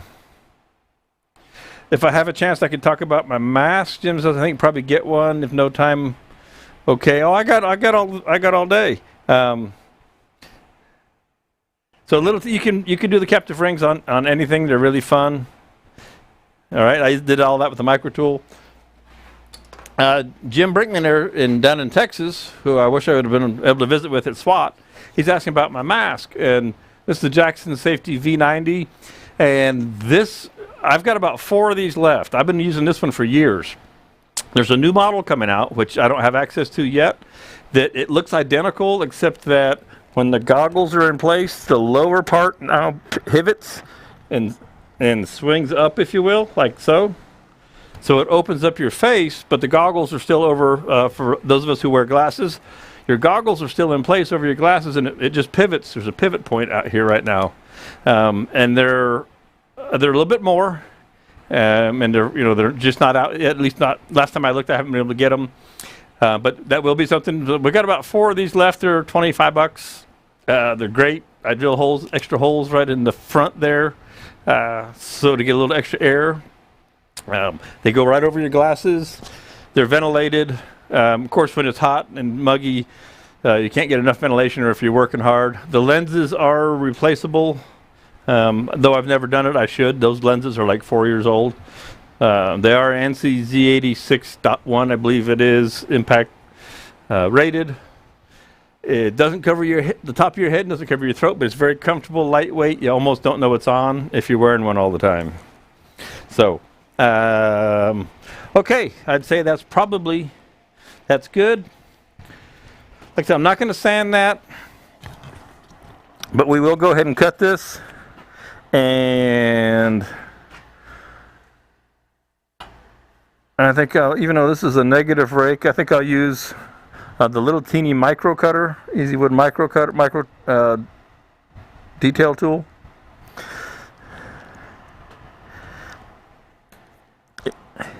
And what I'll do is I'll just start working in from both sides of this, and I can make the ring as big or small as I want to.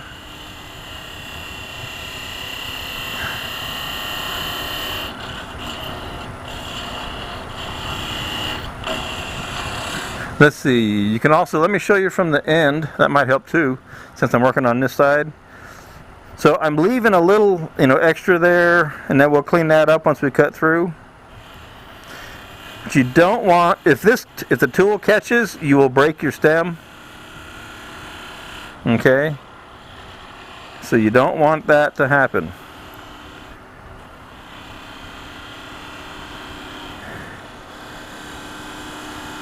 So I come in from the right. Now, here, I have a little bit of a problem. I'm going to go overhead for you. As I go to come in from the left, well, I've got this extra wood in the way, and I can't quite get the angle I want, so I've got to get rid of some of that wood. So real quick, I'll just grab my square cutter.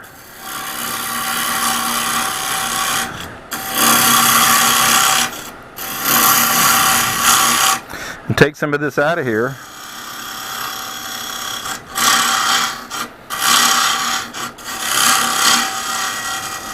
Make myself some room. Camera are we on? We're on the overhead, okay. And then I'll come in from the other side.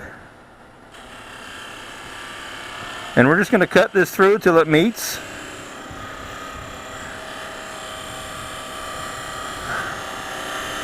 We'll go back and forth and back and forth.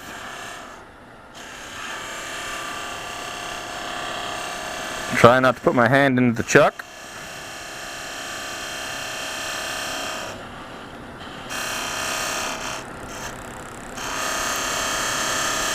The more parallel I can get the cutter, the easier it's going to be.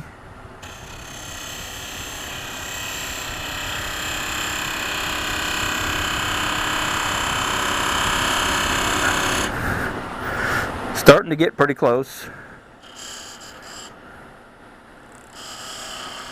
There we go. So then our ring is free. Okay? So it's up, it'll stay up here out of the way. Again, you would have sanded that. If you had sanded that ahead of time, then you're all good. Okay? So then we just go on about making the rest of our stem here. Hopefully that'll stay out of the way.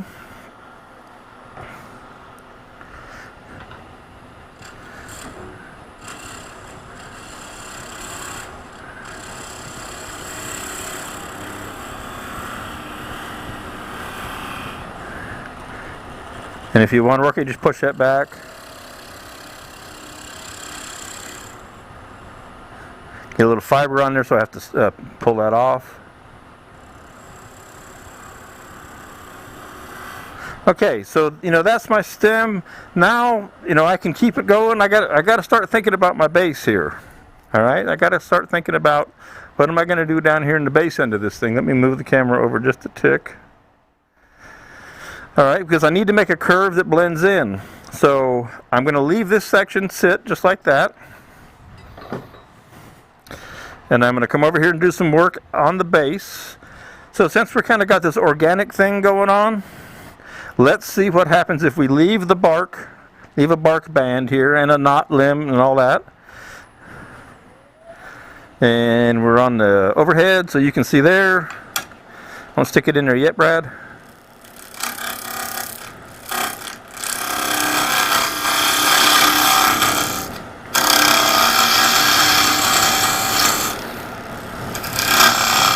So it's all kind of about working your way up on things, and then you'll want to start to develop what's your curve going to be for this. And so I'm just making step cuts here so I can start to get kind of a visual clue, a visual feel for the overall piece. So if I leave that, how thick do I leave that? It's pretty light up top. I'll probably make it a little bit thinner than that. Let's see here. Again, this beautiful wood. It's too bad that color is not going to stay. That is really cool. All right.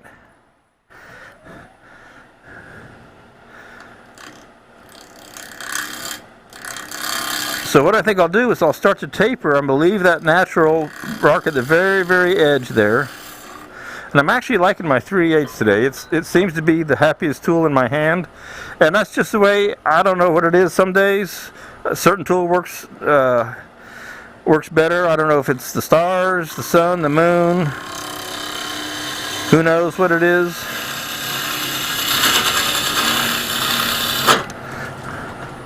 So let's see what that looks like. Because one of the things we want to keep in mind here is, and I got to fix that for you, because now we're down there. Let me go back to the overhead while I adjust that so you don't get nauseous. I think I'll just pull out. That's what I'll do.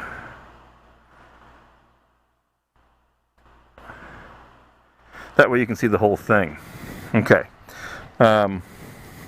So down here, we've got our nice little point that comes out. That's a little limb. So we get a nice natural organic feature right there. So we don't want to make it too thin. The bark is fairly thin right here. It's kind of hard to see against the black. I'll put my finger there for contrast. All right. So I'm just going to start to shape this base and work my way back towards my stem in the middle, kind of working backwards in reality.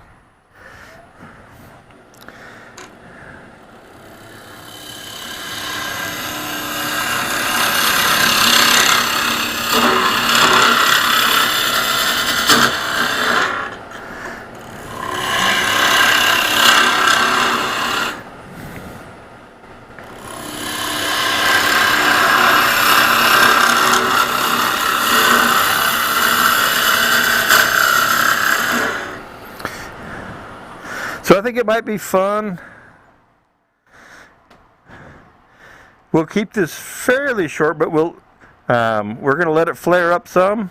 And I like to just, and this is just me. Everybody has their own way of going about things, and I'm not going to tell you how you should do it because I don't like people telling me exactly how I ought to go about something. I just like to let it develop as I'm carving, and let my eye. And sometimes my eye is right and does a good job. Sometimes it's not so good.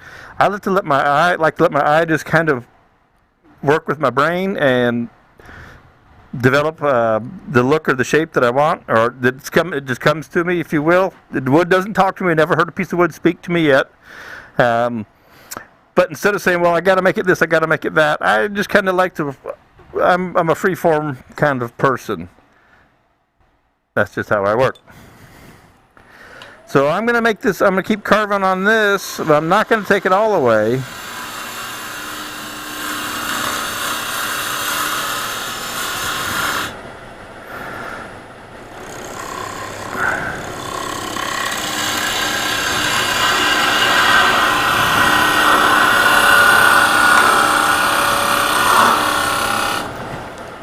Because I want to get a nice curve in the base that I'm happy with, then I'll bring the two together, okay?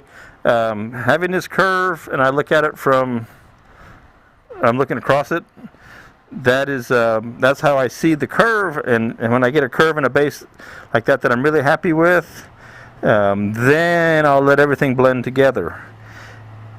And I kind of like, at the moment, I like what that's got. All right. Now in the captive ring world, I might complain that captive ring is maybe a little big for this piece, but then again, it was on the fly. You know what I'm saying? So, and you can see that stem is starting to wobble now. Things are starting to warp.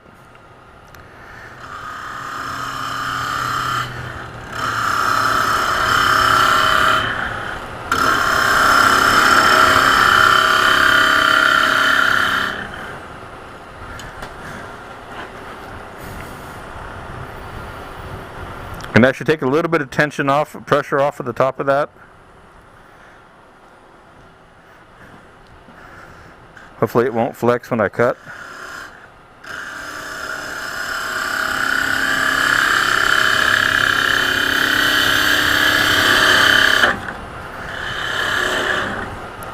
Okay. I think I'm going to switch over to my little teeny tool.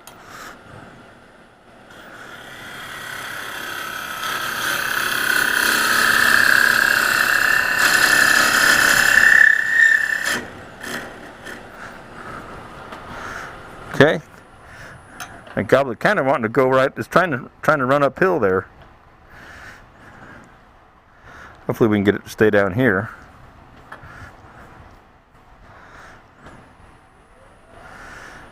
Things are starting to warp pretty good because, like I said, it is green. We've taken most of the structure out of this now.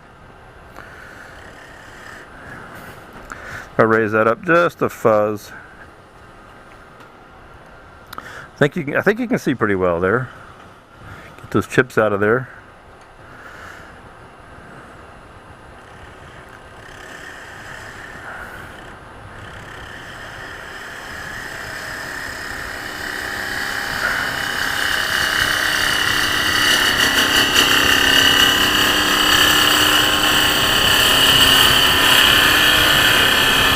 So then I just start to lighten up the cut and blend it into that first curve that I had, that I was liking.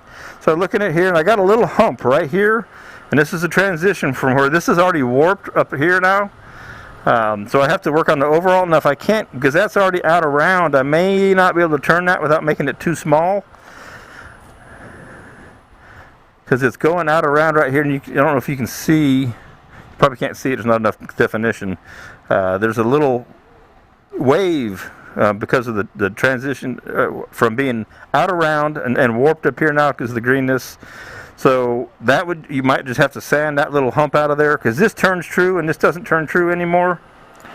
And even if I come in here backhanded, I probably can't quite get that out, but I can try. Very light with the tool, okay. I like this transition fairly well. It doesn't look too heavy. But I've got a line. You can't see it in the other end, but I'm going to show you from there so you can see what's going on. Just different perspective. Now the trick is to blend these two together.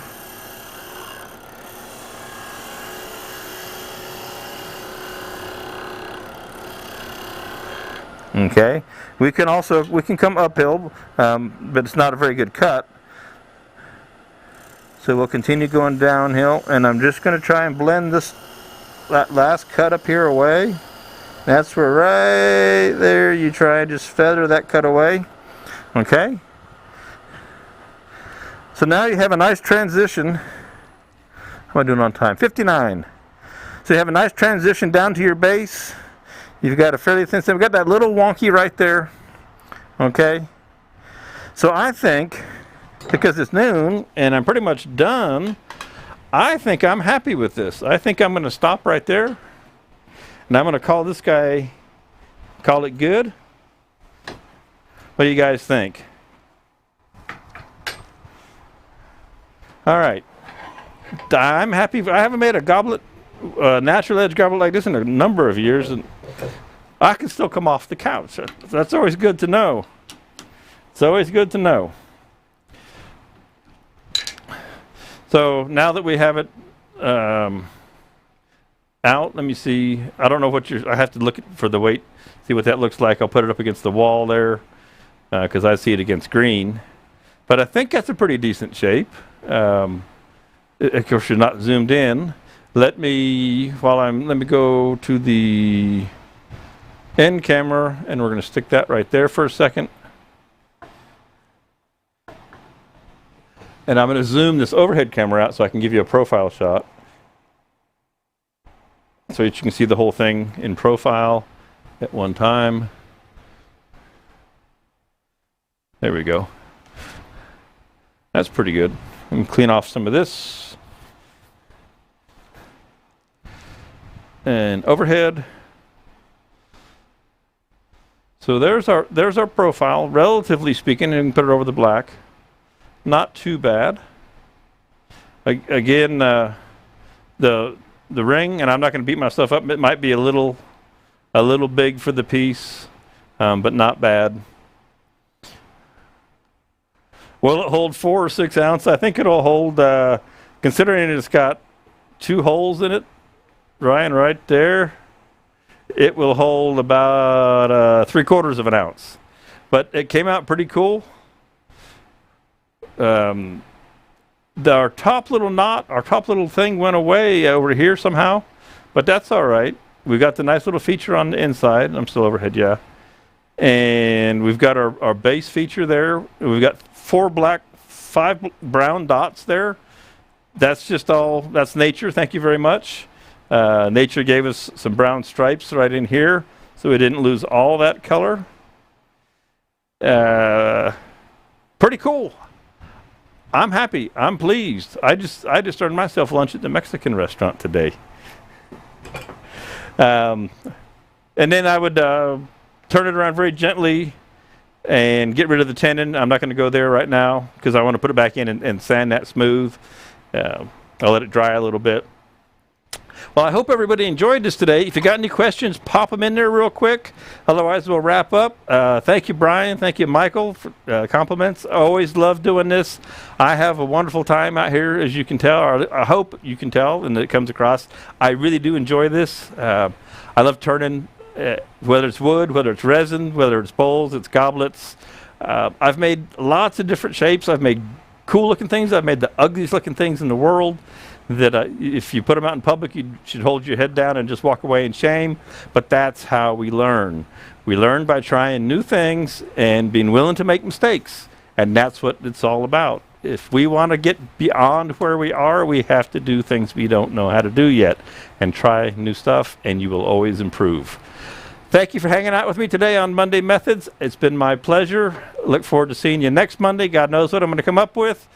I hope to have this thing insulated by next Monday. I'm going to take things apart this week. Of course, it's going to rain anyway, all that good stuff. Everybody, thank you very much. Thank you, Anthony. Thank you, Lan, Lorianne, my dad, Billy. Have a great day. Have a great week. Stay safe. Check on Spiracraft page. If you haven't subscribed to the YouTube channel yet, do that. So when we pop things up there, you'll be able to know about it.